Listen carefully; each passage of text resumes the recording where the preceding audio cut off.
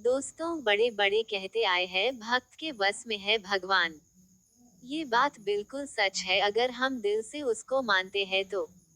भगवान हमारे हमेशा साथ रहता है, हर काम में हमारा हाथ बांधता है। आपने बहुत कहानी सुनी होगी जिसमें भगवान उनके साथ उनके हर काम में हाथ बंटवाते हैं। जैसे ब्रह्मानंद गुरु जब सिर पर गठा लेकर आते थे तो उनका गठा अपने आप उनके सिर से ऊपर उठकर आता था। उसी प्रकार कृष्ण भक्त जनाभाई जब घर का काम करती थी और काम करते समय भगवान के भजन करती थी तो जब वह थक जाती थी तो उसका आधा काम खुद भगवान करते थे। इसी तरह नरसी भक्त की बेटी का भात भगवान खुद आकर भरते हैं। दोस्तों भगवान तो हमेशा हमारे साथ है, बस वो तो हमारी श्रद्धा देखता है कि कितनी है।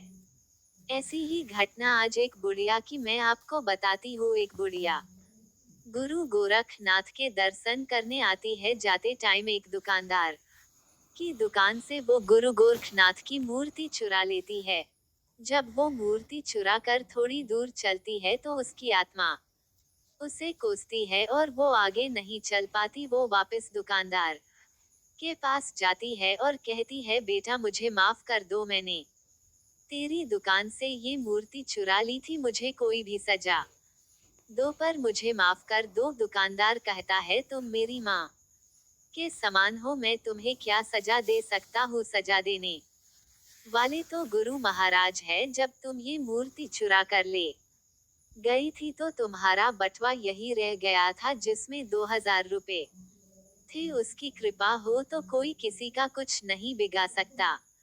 उसके बाद बूढ़ी माँ कहती है, मैं ये पैसे तुझसे नहीं लूंगी, ये पैसे तेरे हैं, मुझे आज मेरे गुरुजी मिल गए हैं। वो बहुत खुश होती है और घर चली जाती है। वो हर रोज खाना खाने से पहले गुरु गोरखनाथ को खाना खिलाती है, नहलाती है, कपड़े बदलती है, हर रोज ऐसे ही पूजा करती है। एक दिन वह बीमार हो जाती है और अपनी बहू को गुरु की सेवा करने को कहती है। उसके बाद उसकी बहू के हाथ से मूर्ति छूट जाती है तो बूढ़ी माँ रोने लगती है और जिद करने लगती है, डॉक्टर को बुलाकर लेकर आओ, गुरु को चोट लग गई है। जब वो बहुत समझाने के बाद भी नहीं मानती, उसका वहम खत्म करने के लिए उसका बेटा डॉक्टर को बुलाकर लाता है। डॉक्टर आता है और जब वो उसका वहम मिटाने के लिए मशीन लगाकर देखता है तो मूर्ति का दिल धड़कने लगता है। डॉक्टर बहुत घबरा जाता है और बार बार मशीन लगाकर देखता है, तब भी ऐसे ही धक धक की आवाज आती है। डॉक्टर बहुत घबरा जाता है और बूढ़ी माँ के चरणों में पड़ जाता है। दोस्तों सच्ची भक्ति हो तो अपने भक्तों की लाज बचाने के लिए भगवान जरूर आता है।